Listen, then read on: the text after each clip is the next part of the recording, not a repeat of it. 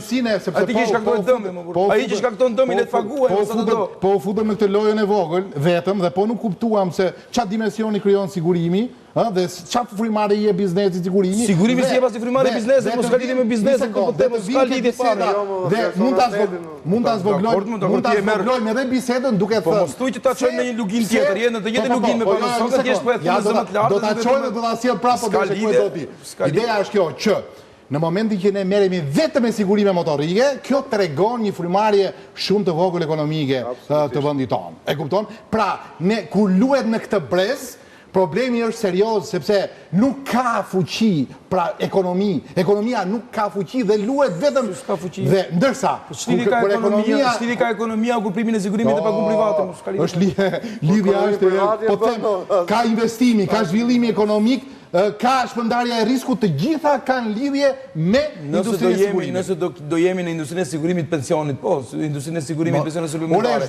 Por jo në sigurimin e mjeteve motorike, nëse kalojmë më tej në siguracione supplementare, jemi shumë dakord që do kemi rritje ekonomike, do kemi investime. Të them një detaj utilitar. Shqipëri pagun shteti do jetë si mbulon skema sigurimit, gjysmë pensioneve mbulon. Nëse do jetë sigurimi, do kemi dhënie kredie?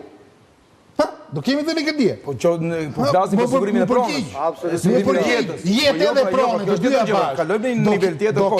Jo, s'do kemi. E po, kemi dakord pra po ishim po flisim për sigurimin e mjeteve motorike. Ndish logjikën e biznesit, po flet me logjik biznesi. Logjikën e biznesit ku jemi ai po të flet me logjik të pastë biznesi. Sigurimit pronës, ti sot si sipërmarrës ai. Jo vetëm i pronës, ti pronës sot s'ke se mbulon gjithë kompanitë e sigurimit dhe s'ke mungesë të bëjë përmbytjes.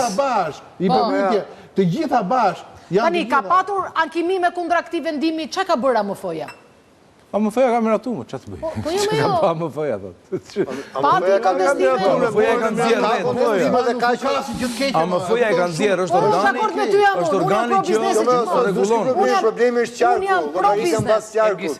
Një nga elementet e formulës është fakti që për ne, paktën ne jemi shofer, besoj, këtu, gjithë, drejtues mjetesh, një nga faktorët që llogaritet primi i ri është edhe qarku ku e ketë regjistruar mjetin. Është nga faktorët e riskut. Po, është nga faktorët e riskut. Dëgjoj çikse është e bukur kjo. Dhe tani, nëse je në qarqe që konsiderohen me risk të lartë, Tirana për shembull, me që jemi në Tiranë, atëherë automatikisht, edhe pse ti mund mos kesh bërë asnjë aksident në gjithë vitet, gjithë jetën madje, po edhe vitet e fundit, prap do e paguash pak më shtrenjtë.